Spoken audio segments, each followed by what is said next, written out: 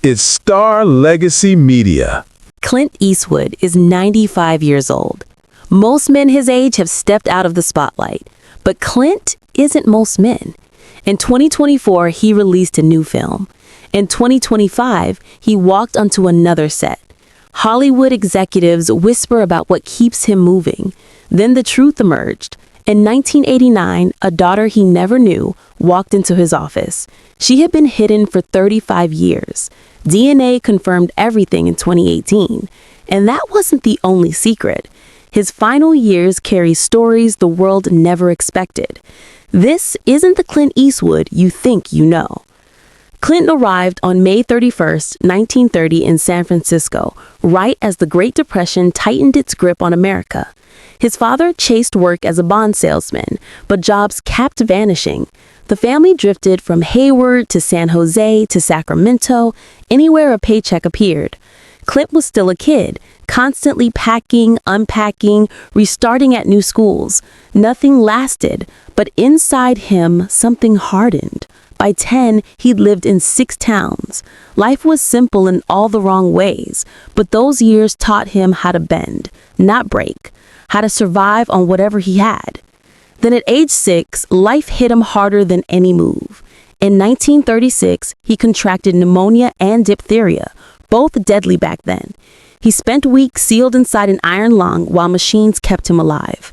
Doctors doubted he would ever grow strong or even normal, but he fought. Slowly, he clawed his way back. Instead of staying fragile, he grew into a tall, tough kid. Later, he said that surviving something like that rewired how he saw fear and pressure. It settled somewhere deep. When the family finally stopped in Piedmont in 1940, he entered junior high, but school never felt steady. He struggled in class. Kids teased him for being quiet and thin. He switched to Oakland Tech, hoping for a fresh start. In 1949, a simple disagreement with a teacher over a misplaced exam exploded into something larger. Clint walked out and never returned. No diploma, no safety net, just the realization he'd have to build a life from nothing. At 17, he tried the Army. A training accident ended that quickly, so he drifted through whatever paid. He chopped wood in Oregon, baled hay in California, saved every dollar until he had $300 by 1951, a fortune to him, enough to buy his first car, a 1949 Ford Tudor. He modified the rear end gearing and turned it into a drag racer. That car became a symbol, proof that he could build from scratch. Weekends were spent under the hood, learning machines, loving every second. Then came the Korean War draft. Because of his medical history, the Army kept him stateside at Fort Ord as a swimming instructor. One day, hitching a ride back from Seattle on a Navy AD-1 bomber, disaster struck. The plane ran out of fuel near Point Reyes and slammed into the Pacific. Clint and the pilot escaped the sinking cockpit and swam 2 miles through freezing waves to shore. He lost his shoes, tore his feet on the rocks, but kept going. That night stayed carved in him. Decades later, when he directed Sully, people felt the authenticity because he had lived his own version of unexpected terror. His life shifted again in 1954. Universal Studios held a talent scout dinner. Clint sang a piece from Guys and Dolls. Something about him caught a producer's eye. Suddenly, he had a $75 a week contract, just enough to survive in Los Angeles. He played uncredited roles, like a silent sailor in Revenge of the Creature, 1955. No lines, no recognition, long hours. Executives said he lacked spark. One called him lazy. By 1956, they fired him. But instead of quitting, he took night classes, guarded pools at Fort Ord, and chased opportunity with whatever energy he had left. His break came in 1958 with Rawhide. He played Rowdy Yates, second billing, not the star. The show's lead, Eric Fleming, resented how audiences connected with Clint. Tension brewed. Clint smoked 3 packs a day to cope, and ulcers sent him to the hospital. He nearly quit acting, but he pushed through and people saw something raw and honest in him. His popularity grew. His personal life was no calmer. He married Maggie Johnson in 1959 after a blind date. But his relationships were tangled. Few knew he had fathered a daughter, Lori, in 1954 with stuntwoman Roxanne Tunis. Lori was adopted and remained unknown to the public until 2018. Meanwhile, Clint earned $1,000 per episode of Rawhide by 1962. Good money, but not enough for security. He modeled in Kellogg's ads and invested in real estate. One purchase, a $27,000 home in the Hollywood Hills, became a long-term jackpot. Then came 1964, a low-budget Western shot in Spain, a fistful of dollars. Budget, $200,000. Clint earned just $15,000. No one expected anything. Then it exploded, earning $14.5 million worldwide. His character, the man with no name, became iconic. He practiced that squint in mirrors to calm his nerves. It became legend. When the film hit U.S. theaters in 1967, people realized the Western genre had just changed forever. The sequel, For a Few Dollars More, 1965, had a bigger budget, $600,000. Clint improvised a whistle for his bounty hunter character. It was dubbed later. The film made $15 million, but tension with director Sergio Leone boiled over. Clint refused to finish the shoot without an extra $50,000. Leone's endless retakes exhausted everyone, but the film became another classic.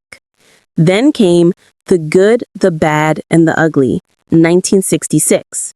On screen, Blondie buried $200,000 in gold. Off screen, the crew accidentally blew up all 3 cameras while filming the bridge explosion. The trilogy ultimately earned over $50 million. Clint, fed up with weak deals negotiated by his agent, fired her and took control himself.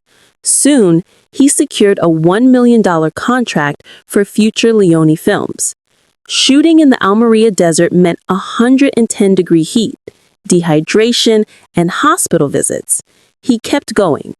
Meanwhile, rumors of an affair with Eli Wallach's stand-in swirled, adding fuel to his rebellious myth.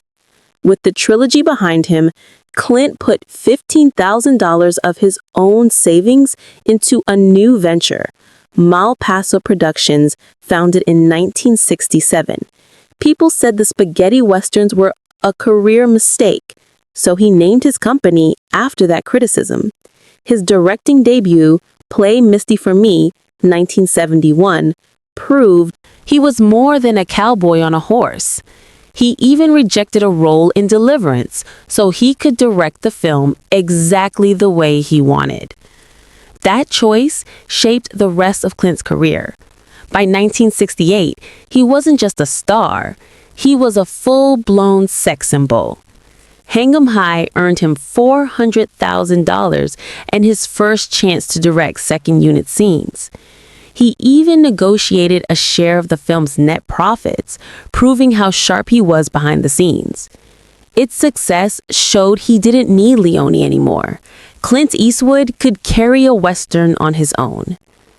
The early 1970s felt like watching a man shoulder open a heavy door and refusing to let it close.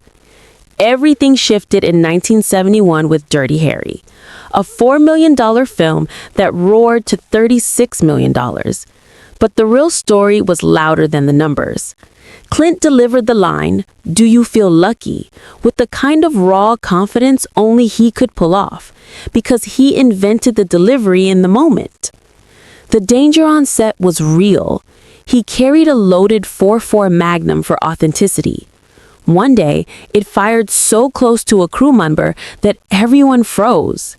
Even off camera, tension hung heavy. He and director Don Siegel argued constantly over script changes. Clint rewrote the ending so Harry wouldn't die, something the original script demanded. He even did his own stunts, leaping onto a hijacked school bus without a double. Every risk, every fight, every late-night discussion turned Dirty Harry into more than a movie. It became a cultural shockwave. Soon after, he stepped behind the camera again for High Plains Drifter in 1973. The film took just 11 weeks to shoot, but every day felt intense. Budget, $3.7 million. Earnings, $15.7 million. Clint wanted the story to feel ghost-like, something half-remembered, half-feared. He later said that tone came from surviving a plane crash, and that trauma seeped into every shot. To build the world he imagined, he ordered an entire town to be constructed near Mono Lake, more than 150,000 feet of lumber. 18 days of non-stop work. Everything was real. Every roof, every wall, every doorway could be filmed inside and out. After the shoot, he even dubbed every townspeople's voice himself, nearly unheard of in Hollywood. The film finished early and under budget, but its darkness split audiences. Still, it proved how fiercely he protected his vision. By 1976, the pressure around him had only intensified. The outlaw Josie Wales came together through power, conflict, and chaos. With a $3.5 million budget, it earned 10 times that. Clint improvised the classic tobacco spit that became the film's sharpest punchline. But the production itself was messy. After only 10 days, he fired director Philip Kaufman. Whispers spread that Kaufman disapproved of Clint's relationship with Sandra Locke, and arguments kept erupting. The dismissal triggered a $60,000 fine from the Directors Guild. Then, production halted entirely when Chief Dan George walked off the set after seeing how a buffalo hunt was being handled. At the same time, Clint struggled under crushing IRS problems from 1975. Malpaso owed $4 million in taxes, and Clint had to sell assets, including his yacht, just to stay afloat. Those years made something painfully clear. Hollywood's success can burn as quickly as it shines. Then came a darker chapter.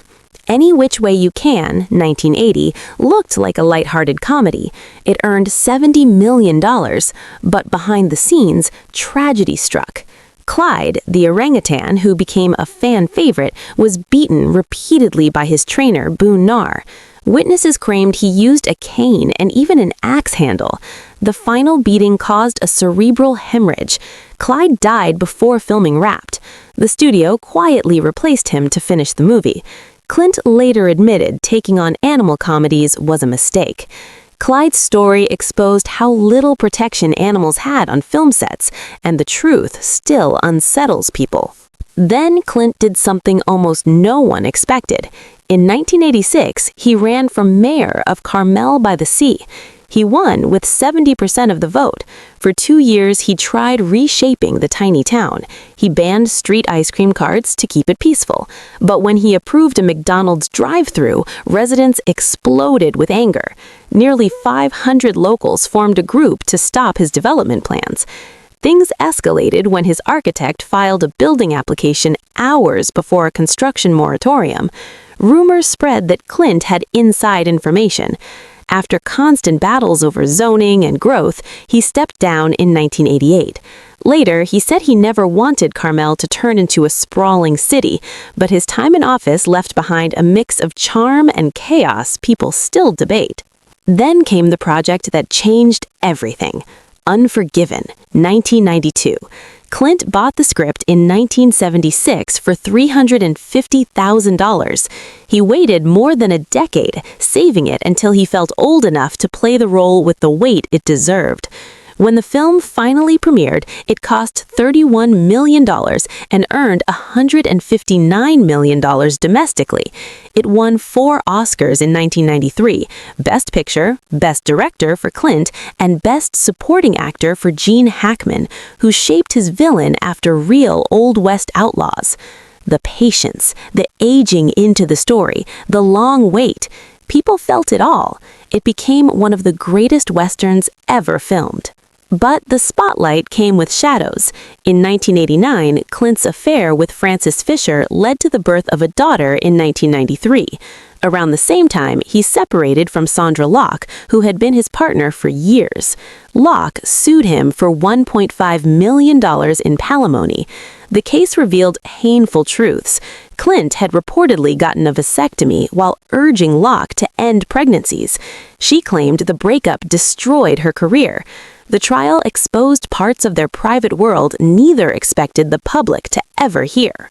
Then came Firefox in 1982, a Cold War thriller costing $21 million and earning $45 million worldwide. The story followed an American pilot sneaking into the Soviet Union. Clint learned Russian phonetically for the role. During production, a helicopter involved in an aerial sequence crashed, shaking the crew. Special effects issues hurt the film's box office, but it added a new angle to his career, a mix of espionage and futuristic tension. A year later, Sudden Impact, 1983, hit theaters. It delivered the line heard everywhere, "Go ahead, make my day." Clint said he crafted the moment after watching a real police standoff. After release, merchandise with the phrase spiked by 300%. Writers Charles B. Pierce and John Milius shaped the idea, but the line became fused to Clint's identity, one of Hollywood's most iconic quotes. Then, in the mid-2000s, came another Oscar moment, Million Dollar Baby in 2004, one of the most personal films Clint Eastwood ever made. Million Dollar Baby cost $30 million and earned over $100 million worldwide. Eastwood directed, produced, and starred in it alongside Hilary Swank. The ending stunned audiences. Studios begged for something softer, something hopeful, but Clint refused. To him, the original ending was the film's heartbeat. Its emotional punch echoed the real case of boxer Lacey Feather Gray, whose devastating injury sparked fierce debate about pain, dignity, and the limits of survival. The film ignited global conversations about assisted suicide and the hidden dangers athletes face. Years before that, in 1988, he created Bird, a jazz-soaked passion project. It cost $9 million and barely broke even, but Eastwood didn't care. He threw himself into the life of Charlie Parker. He traveled, interviewed musicians, and even sat down with legends like Miles Davis. The music was recorded live, raw, no studio polish. Clint had played piano since his teens, and jazz lived close to his bones. Though Bird struggled financially, it won him the Golden Globe for Best Director. Studios panicked after the box office slump, but Clint's devotion to the music never faded. He even owned a jazz club in Carmel. Then, in 1996, trouble hit closer to home. A bridge collapsed on his Mission Ranch property, sending a resident's home sliding into a creek.